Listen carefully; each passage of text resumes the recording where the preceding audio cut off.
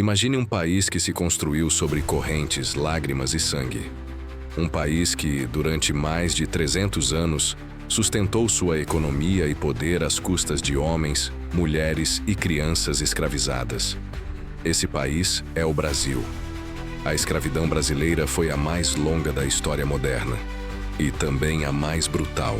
Estima-se que mais de 5 milhões de africanos foram trazidos à força em navios negreiros para o território brasileiro. Cada viagem era uma sentença de morte. Centenas morriam pelo caminho, sufocados, famintos, tratados pior do que mercadorias. Os que sobreviviam, ao chegarem, tinham seus nomes apagados, suas línguas proibidas, sua identidade arrancada. Eram vendidos em mercados como gado, avaliados pelos dentes, pelos músculos, pelo valor de trabalho que poderiam entregar até morrer. Mas o pior não estava apenas nas correntes.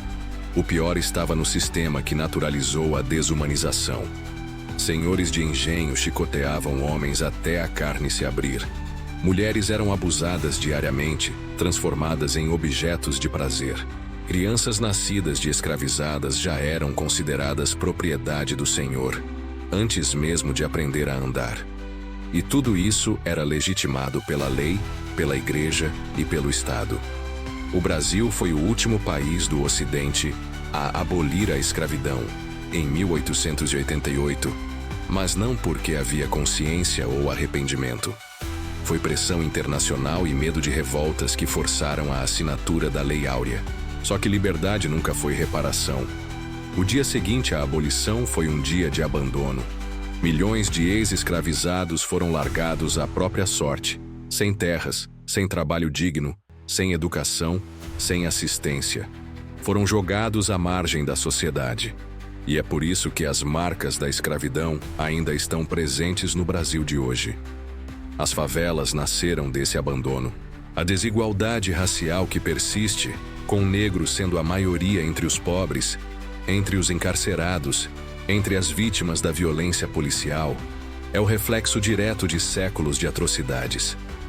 Agora imagine, quantas histórias de dor se perderam porque a história foi escrita pelos vencedores? Quantas vozes foram silenciadas? Quantos heróis de resistência foram esquecidos? Porque sim, houve resistência. Quilombos surgiram em todo o território, sendo Palmares o mais famoso, liderado por Zumbi, símbolo da luta pela liberdade. Mas houve muitos outros. Homens e mulheres que fugiam, se rebelavam, enfrentavam a morte para não viver de joelhos. A escravidão no Brasil não foi apenas um crime contra os africanos, foi um crime contra a humanidade.